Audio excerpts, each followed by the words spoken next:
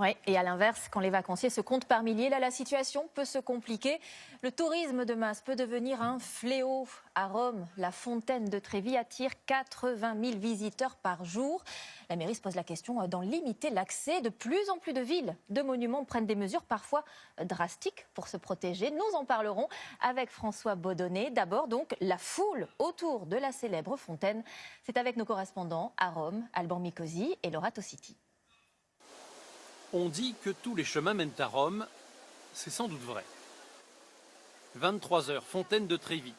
Des milliers de touristes jouent des coudes pour faire la photo souvenir. Un instant, on fait comme si on était seul sur place.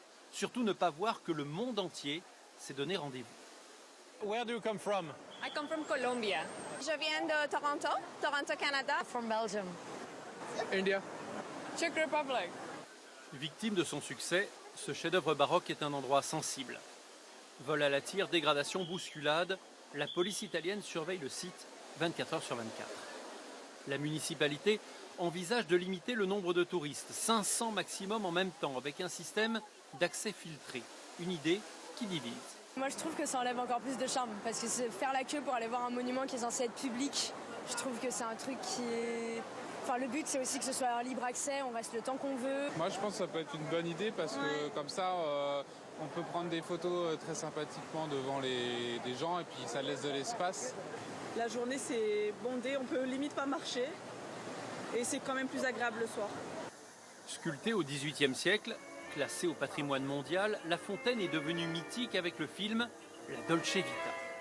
Quand Anita Ekberg entraînait Marcello Mastroianni à s'y plonger. Régulièrement, des visiteurs veulent rejouer la scène. C'est interdit et même puni d'une amende 450 €. C'est sévère, mais Roberto Stefano, le chef de la police municipale, veut être dissuasif. Il y a des jeunes qui veulent faire les malins devant les amis ou parce qu'ils ont bu.